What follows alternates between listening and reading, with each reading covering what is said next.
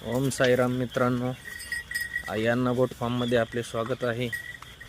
बघू शकतात कशा टम होऊन घरी चाललेले आहे. पावसाने उघडीप दिलेली आहे. पावसाने उघडीप दिली, त्यांचं चरण्याचं स्पीड प्रमाण जास्त झालं. टच होऊन येतात, मनसोक्त खातात, मनसोक्त फिरतात. त्या कारणाने त्या टम होतात. संध्याकाळचा वेळ आहे, घरी जाण्याचा त्यांचा चाललेले आहे.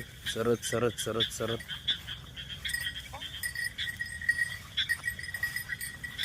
सगळ्यांचं भागतं, पण आमच्या ह्या कालहोडीचं काय भागत नाही.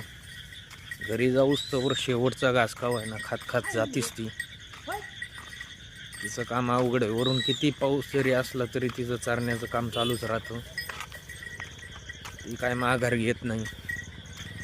अशा पद्धतीने मित्रांनो पाहू शकतात आपण, पाण्याचा महापूर. प्रत्येक वावरात पाणी, हे बघू शकतात कसं पाणीच पाणी झालंय जिकडे तिकडे.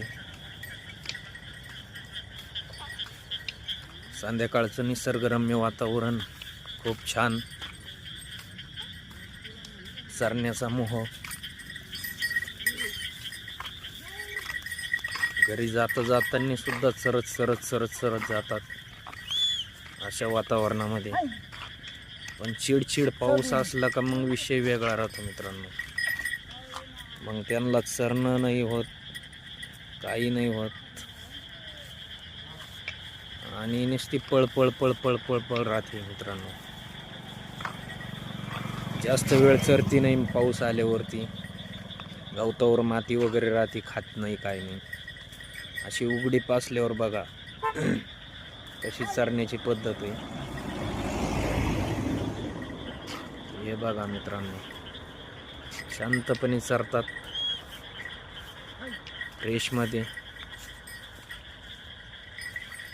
सरत सरत घरी जातात.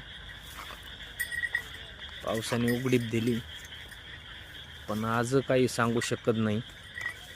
रात्रीतून जर आला तर पाणीच पाणी करेल असं वातावरण आहे मित्रांनो. हे बघू शकता आपण, हे पावसाचं वातावरण आहे. फुल आभाळ आलेलं आहे. जर पडला तर पाणीच पाणी आहे.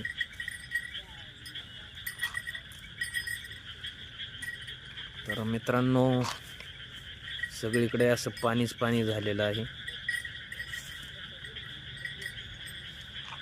जिथं जिथं कोरडं आहे तिथंच चरतात, पाण्यात शिरती नाही.